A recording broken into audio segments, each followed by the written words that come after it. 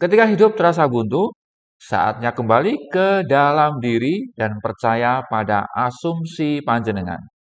Dalam perjalanan mewujudkan impian melalui hukum asumsi Neville Goddard, akan datang momen ketika segalanya terasa buntu. Tak ada tanda-tanda perubahan, visualisasi terasa sia-sia, afirmasi seperti halnya ya cuma kata-kata kosong aja. Dan panjenengan mulai bertanya-tanya, apakah ini semua benar-benar bekerja? Atau aku hanya sedang menipu diri sendiri? Nah, bila panjenengan berada di titik ini, ketahuilah semua orang juga mengalaminya. Pak Lang juga mengalaminya. Bahkan tokoh-tokoh spiritual besar, pemimpin besar, para ahli praktisi manifestasi yang canggih sekalipun, pernah mengalami masa yang saya sebut sebagai masa padang gurun. Masa seolah-olah tidak ada harapan. Ada yang menyebut sebagai desolasi.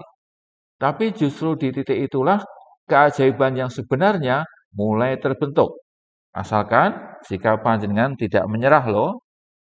Lalu apakah yang dimaksud dengan jalan buntu? Jalan buntu bukan berarti jalan akhir kok. Jalan buntu adalah undangan untuk berhenti sejenak, melihat ke dalam diri dan menyadari siapa diri panjenengan yang sebenarnya.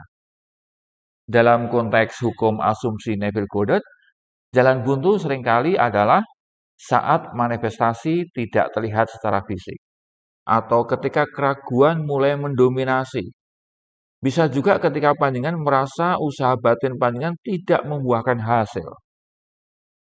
Tetapi hukum asumsi tidak bekerja dari dunia luar lalu masuk ke dalam, bukan begitu.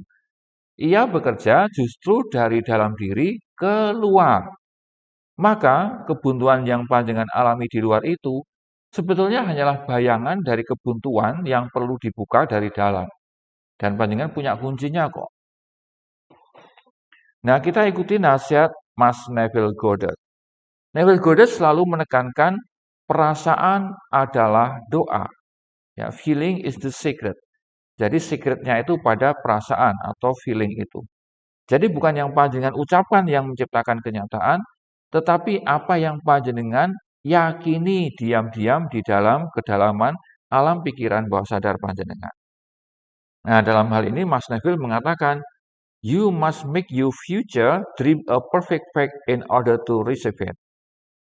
Yang kurang lebih tegese, panjenengan harus membuat impian-impian masa depan itu suatu kenyataan saat ini untuk bisa menerimanya. Jadi jika panjenengan merasa jalannya buntu, jangan fokus pada kenyataan yang terlihat mata. Abaikan itu. Fokuslah pada realitas yang tidak terlihat, yaitu yang ada di dalam diri, yaitu asumsi baru panjenengan. Jika panjenengan merasa sebagai orang yang sudah memiliki apa yang panjenengan inginkan, maka itu sudah menjadi kenyataan dalam dimensi batin. Walaupun dalam dimensi realita belum. Nanti dimensi realita akan ngikutin sendiri. Nah, kemudian pertanyaan refleksinya adalah, apakah panjenengan tetap tinggal di dalam asumsi panjenengan itu? Atau panjenengan gampang tergoda untuk kembali pada realitas lama, realitas 3 dimensi. Silahkan direnungkan, ini penting banget. Berikut ini ada beberapa cara konkret untuk keluar dari rasa perasaan buntu ya, rasa mentok, sambil tetap setia pada hukum asumsi. Yang pertama, berhentilah melihat hasil. Kebuntuan sering muncul saat terus-menerus ngecek hasil. Ini sebenarnya tanda bahwa panjenengan itu tidak benar-benar percaya bahwa manifestasi sedang terjadi. Sebentar-sebentar ngecek HP misalnya, ya, sebentar-sebentar ngecek buku tabungan, sebentar-sebentar melihat reaksi orang. Itu adalah contoh-contoh melihat hasil, sangat mengganggu itu ya. Tapi buka mata batin panjenengan ke dunia realita yang sesungguhnya, yaitu dunia asumsi panjenengan. Jadi katakan, aku tidak perlu melihat untuk percaya. Aku percaya saja, maka aku akan melihat pada waktunya. Kemudian yang nomor 2, hendaklah panjenengan kembali ke dalam keheningan batin. Hening itu menjadi hal yang mahal zaman sekarang, karena tidak setiap orang terbiasa melakukannya. Nah, sekarang panjenengan harus mulai membiasakan diri. Jadi saat merasa jalan buntu, jangan panik. Masuklah ke dalam diri. Meditasi, journaling, atau sekedar duduk diam, itu akan sangat membantu. Lalu dengarkan suara halus yang muncul dari dasar hati sanubari panjenengan. Mother Teresa, orang terkenal dari Kalkuta, India, mengatakan, "In the silence of the heart, God speaks." Ya, di dalam keheningan batin Tuhan berbicara. Diam bukan kelemahan kok. Ia adalah ruang tempat intuisi, inspirasi, dan kekuatan manifestasi lahir kembali. Jadi diam, tenang itu justru kekuatan, bahkan kekuatan yang sangat dahsyat untuk memecahkan kebuntuan yang panjenengan hadapi. Kemudian nomor 3, panjenengan harus mengganti cerita yang ada di dalam kepala panjenengan. Skenario-skenario palsu yang ada dalam kepala panjenengan. Kebuntuan adalah tanda bahwa panjenengan itu mengulang cerita lama dalam pikiran. Cerita-cerita lama itu misalnya, aku tidak mampu, ini perkara yang sulit. Atau kenapa nggak datang-datang ya? Kenapa belum mewujud ya? Kenapa belum menjadi realita ya? Itu adalah cerita-cerita lama yang palsu, palsu dan sangat mengganggu. Jadi panjenengan perlu mengubah narasi itu. Ganti dengan misalnya ya, misalnya, aku percaya proses ini bekerja bahkan saat aku tidak melihatnya. Lalu misalnya, apa yang aku inginkan sedang bergerak menuju diriku. Atau yang lain misalnya, tak ada yang stagnan dalam semesta, segalanya terus berkembang.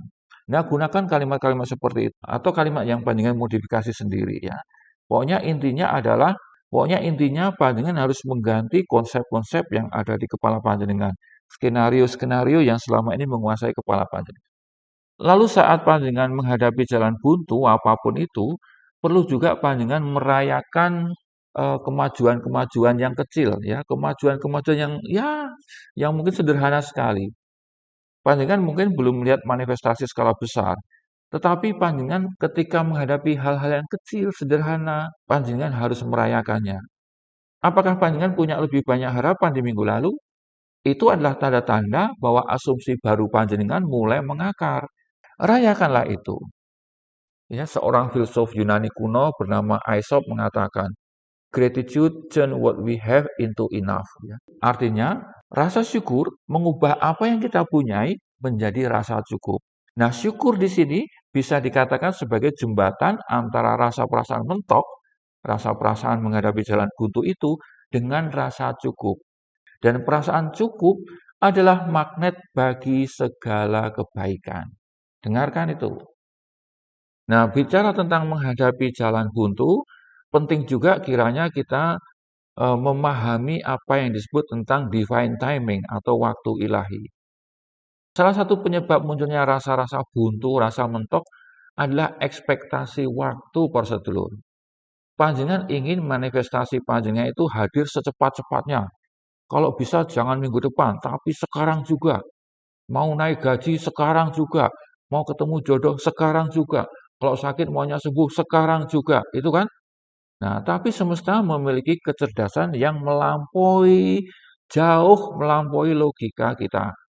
Yang terlihat seperti keterlambatan oleh mata kita, seringkali justru merupakan perlindungan atau penyusunan ulang yang sempurna yang dilakukan oleh semesta buat panjenengan. Di dalam kitab Yesaya dikatakan, "When the time is right, I, the Lord, will make it happen." Ketika waktunya sudah tiba, aku Tuhan akan membuatnya menjadi nyata. Jadi perlu waktu para sedulur. Perlu waktu dan waktu adalah waktu Tuhan, bukan waktu kita, bukan waktu rencana kita. Nah, dalam konteks kebijaksanaan, jalan buntu atau kebuntuan atau kementokan bisa menjadi jalan penerobosan. Jika panjenengan benar-benar bisa bertahan di tengah rasa buntu, mentok ya, panjenengan akan menyadari satu hal. Kebuntuan sebetulnya bukan penghalang, tetapi justru jalan pintas menuju versi diri panjenengan yang lebih kuat, lebih tangguh, lebih ulet, lebih berdaya, lebih percaya, dan lebih selaras dengan manifestasi panjenengan. Jadi panjenengan tidak perlu tahu bagaimana, panjenengan hanya perlu menjadi, yaitu menjadi orang yang sudah memiliki atau sudah menjadi, sudah mengalami, sudah hidup di dalamnya, di dalam manifestasi panjenengan itu. Nah, sebagai penutup, Pak Lang mau sampaikan satu ringkasan, bahwa sebetulnya kebuntuan adalah undangan untuk memperdalam iman. Bukan iman buta, tetapi iman yang sadar bahwa panjenengan adalah pencipta realitas panjenengan sendiri. Jika panjenengan bisa tetap tenang dalam keadaan gelap, panjenengan sebetulnya sedang menciptakan sinar untuk jalan panjenengan sendiri. Dan saat panjenengan kembali percaya, kembali tinggal di dalam asumsi yang baru, maka jalan yang tadinya buntu akan mulai terbuka sedikit demi sedikit. Semesta akan mulai merespon. Ide baru akan datang, kesempatan akan muncul, keberuntungan akan hadir, pertolongan-pertolongan akan datang menghampiri, orang yang tepat muncul. Nah, semua ini terjadi karena panjenengan tidak berhenti percaya, bahkan saat tak ada bukti fisik yang terlihat. Karena itulah hukum asumsi bekerja bukan untuk mereka yang ragu-ragu, tapi untuk mereka yang teguh dan merasa bahwa aku sudah menjadi, meskipun dunia belum memperlihatkannya. Dan pada akhirnya panjenengan akan berkata, dulu aku pikir tersesat, tapi ternyata aku sedang dibentuk. Demikian para sedulur semua, pengajaran tentang hukum asumsi Neville Goddard. Semoga bermanfaat. Salam seger waras.